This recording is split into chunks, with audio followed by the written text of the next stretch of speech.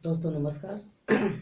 आज एक बार फिर हम लोग जो है हिंदी सामान्य हिंदी व्याकरण के अगले लेक्चर में उपस्थित हुए हैं, जिसमें आज हम संयुक्त अक्षर या संयुक्त व्यंजन भी जिसको बोला जाता है उनके बारे में विधिवत चर्चा करेंगे कि संयुक्त अक्षर क्या है, संयुक्त व्यंजन क्या है। संयुक्त का मतलब जैसे आप नाम से ही जान रहे हैं कि संयुक्त संयुक्त का मतलब होता है मिला हुआ। कोई दो चीज़ मिला दीजिए और कोई तीसरी चीज़ उससे बन के तैयार हो जाए। तो उसी तरह से यहाँ वर्णों में है कि संयुक्त अक्षर किसी दो अक्षरों से मिल के इन वर्णों का निर्माण हुआ है, इसीलिए इनको हम संयुक्त अक्षर कहते हैं। तो संयुक्त अक्षर आगे आप देख रहे हैं।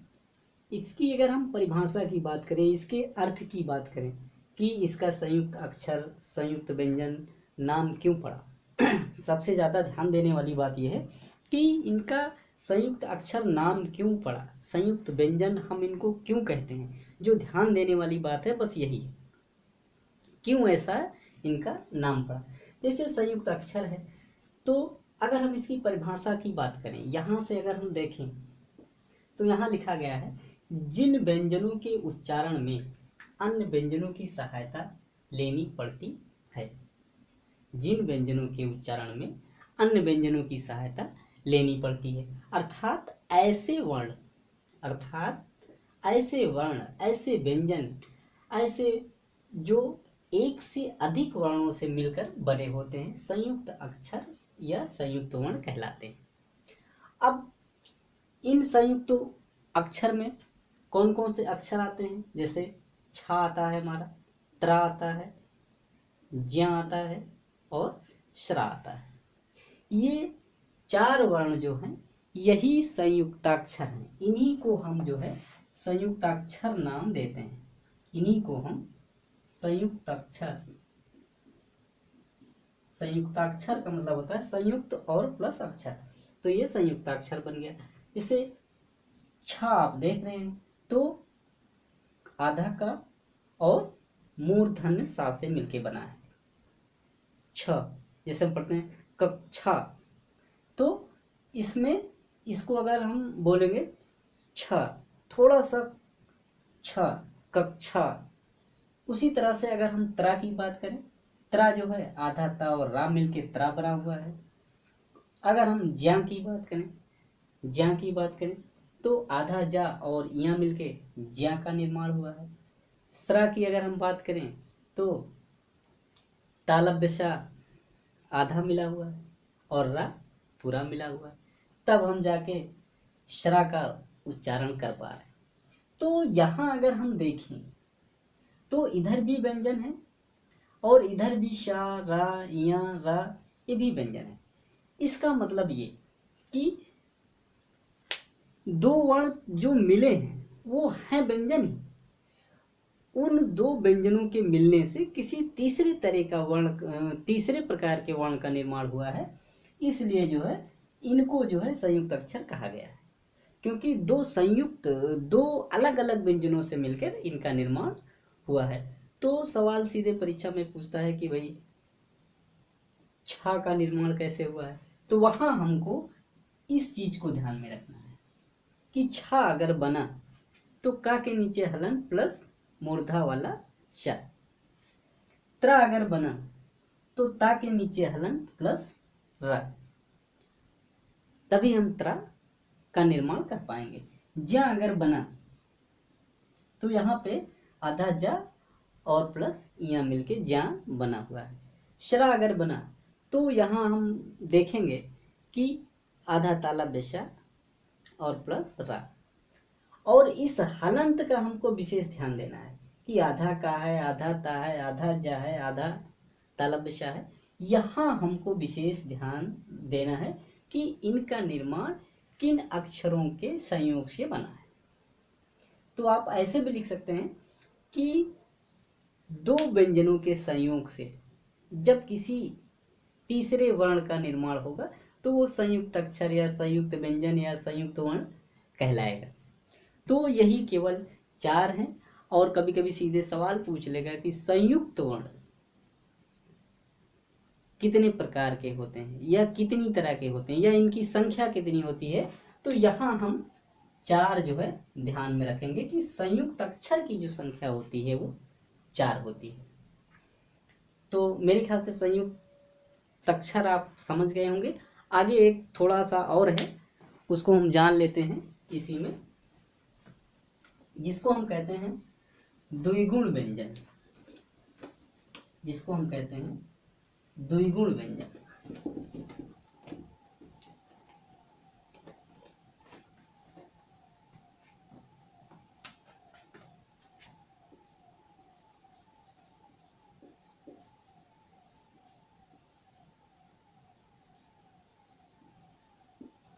द्विगुण व्यंजन या उच्छिप्त वर्ण।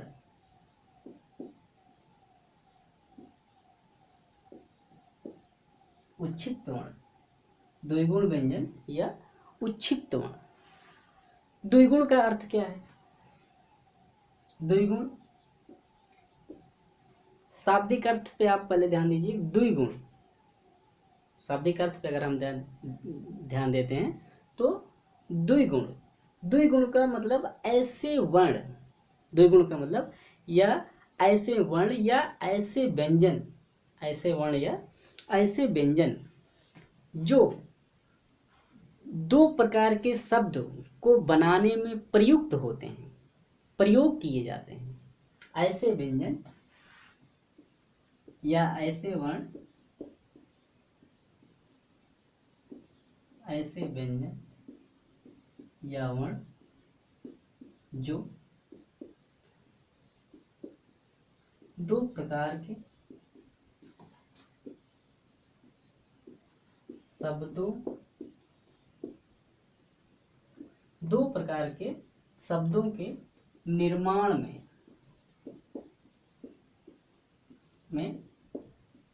प्रयोग किए जाते हैं।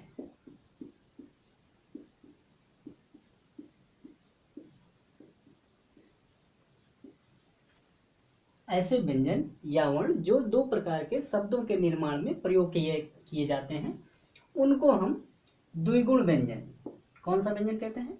द्विगुण व्यंजन कहते हैं। जैसे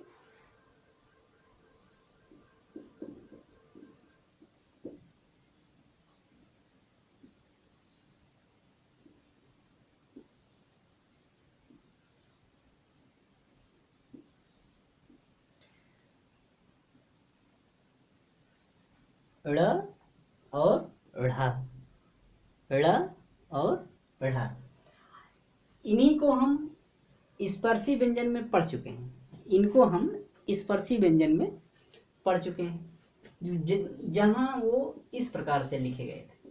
अब यहाँ पे हम इसको बोल रहे थे ड और ढ, ड और ढ, लेकिन यहाँ इनके नीचे बिंदी लगी हुई है, इसके नीचे भी एक छोटी सी बिंदु लगी हुई है। तो अब यहाँ ड़, यहाँ ढ़, तो इस तरीके से ये बोले जा रहे हैं। जैसे यहाँ पे जैसे पढ़ना, चढ़ना। और द्विगुण व्यंजन की एक विशेषता ये भी है कि ये हमेशा शब्दों के बीच में आपको ज़्यादा प्रयोग में मिलेंगे। जैसे पढ़ना में देखिए बीच में लगा हुआ है, चढ़ना में बीच में लगा हुआ है। लेकिन अगर इस टावर का जो डा ढा था, ये पहले प्रयोग होते हैं। जैसे डाल है, ढाल है, तो ये शुरू में प्रयोग हुए और ये बीच में प्रयोग हुए। इसको हम उच्छिप्त व्यंजन भी कहते हैं या उच्छिप्त वर्ण भी कहते हैं। उच्छिप्त का मतलब होता है फेंकना। उच्छिप्त का मतलब क्या होता है? फेंकना। उच्छिप्त का मतलब होता है फेंकना। फेंकना इसलिए कि अगर हम ढ़ की बात करें तो जीभ हमारी मूर्धा को टच करते हुए बड़ी तेजी से पलट रही है, सीधी हो रही है। जैसे पढ़ना, पढ़ना, मतलब बहुत तेजी से जीभ जो है हमारी पलट के वापस आ रही है।